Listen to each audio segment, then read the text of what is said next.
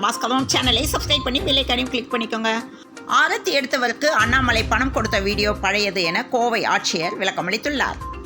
தமிழகத்தில் பாராளுமன்ற தேர்தல் பாதுகாப்பு பணியில் ஈடுபடும் போலீசாருக்கு தபால் வாக்களிக்க தபால் வாக்குப்படிவம் கடந்த வாரம் முதல் விநியோகம் செய்யப்பட்டது.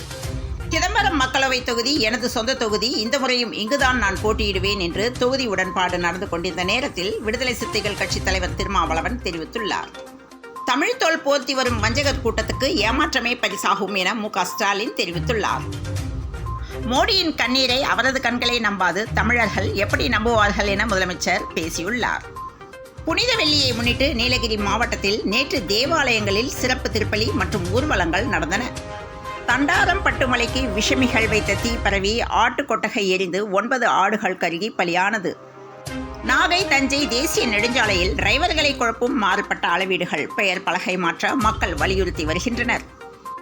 நாகை மாவட்டம் கீழவேலூர் அருகே மணலூர் கிராமத்தில் செம்மறி ஆடுகள் ஏற்றி வந்த சரக்கு லாரி கவிழ்ந்து விபத்துக்குள்ளானதில் 70 செம்மறி ஆடுகள் உயிரிழந்தன. நாம் தமிழர் கட்சியின் சார்பில் ஒளிவாங்கி சின்னத்துக்கான பிரச்சார பாடல் நேற்று வெளியிடப்பட்டுள்ளது. பிரிந்து சென்ற கணவன் மீது நடவடிக்கை எடுக்க கோரி பொன்னை காவல் நிலையத்தில் நேற்று இளம்பெண் தனது குழந்தையுடன் திடீர் தர்ணாவில் ஈடுபட்டுள்ளார்.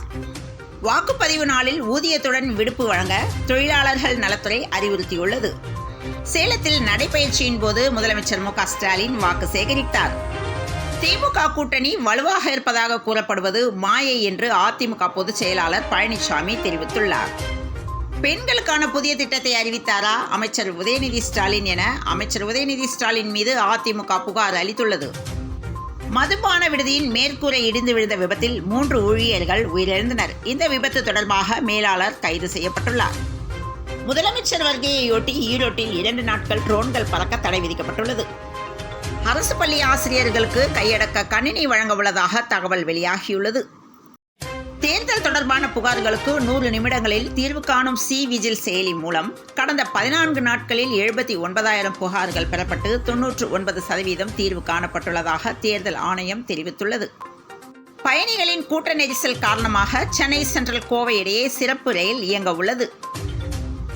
தமிழ் சினிமாவில் பல்வேறு படங்களில் கவனிக்கத்தக்க வேடங்களில் நடித்த பிரபல நடிகர் டேனியல் பாலாஜி மாரடைப்பால் காலமானதால் திரையுலகமே அதிர்ச்சியில் உள்ளனர். போதைப்பொருள் தடுப்புத்துறை மத்திய அரசிடம்தான் உள்ளது என கனிமொழி தெரிவித்துள்ளார். மத்திய அமைச்சரவை தமிழக அமைச்சரவையை பார்த்தாலே தெரியும், சமூக நீதியின் இலக்கணமாக பிரதமர் மோடி திகழ்கிறார் என அண்ணாமலை புகழாரம். 100 நாள் வேலை திட்டத்தில் தின ஊதியத்தை ரூபாய் 600ஆக அரசு உயர்த்த வேண்டும் என விவசாய தொழிலாளர்கள் சங்கம் கோரிக்கை விடுத்துள்ளன. காசிமேடு மீன் சந்தைக்கு வரும் வியாபாரிகளிடம் பணம் பறிமுதல் செய்யக்கூடாது என ஆட்சியரிடம் மீனவர் சங்கம் புகார் மனு அளித்துள்ளது. கருவில் பிரச்சனையுடன் இருக்கும் 5% சிசுக்களை கண்டறிவது குறித்து சென்னை தரமணியில் உள்ள VHS மருத்துவமனையில் அரசு மருத்துவர்களுக்கு பயிற்சி அளிக்கப்பட்டுள்ளது. ஓட்டுக்கு பணம் கொடுத்தேனா என வைரல் வீடியோக்கு அண்ணாமலை விளக்கம் அளித்துள்ளார். சமூக நீதி பேசும் ராமதாஸ் சமூக நீதிக்கு எதிரான பாஜகவுடன் கைகோர்த்த மர்மம் என்ன என முதலமைச்சர் மு.க. ஸ்டாலின் கேள்வி எழுப்பியுள்ளார். பெங்களூரு சென்னை சென்ட்ரல் டபுள் டக்கர் எக்ஸ்பிரஸ் ரயில் நேரம் மாற்றப்பட்டுள்ளது. தண்டியார்பேட்டை பூக்கடை பகுதியில் அடுக்குமாடி கட்டிடத்தில் நேற்று திடீரென ஏற்பட்ட தீ விபத்தில் 4வது மாடியில் உள்ள எலக்ட்ரிக்கல் கடையில் இருந்த பொருட்கள் எரிந்து சேதமானது. 3 மணி நேரம் போராடி தீயணைப்பு படையினர் தீயணைத்தனர். கோழியை கட்டிப்பிடித்த கம்பீர் ஆஸ்கார் விருதை கொடுக்கலாம் என சுனில் கவாஸ்கர் கலாய்த்துள்ளார். சென்னையில் ஆபரண தங்கத்தின் விலை சவரனுக்கு ரூபாய் 160 குறைந்துள்ளது. தங்கம் கிராமுக்கு ரூபாய் 20 குறைந்து 1 கிராம் 6370க்கும் சவரன் ரூபாய் 50,960க்கும் விற்பனையாகிறது. தமிழ்நாட்டில் வெப்பம் சுட்டெரிக்கும் நிலையில் அடுத்த 4 நாட்களில் வெப்பம் 2 டிகிரி செல்சியஸ் வரை அதிகரிக்கக்கூடும் என்று வானிலை மையம் எச்சரித்துள்ளது.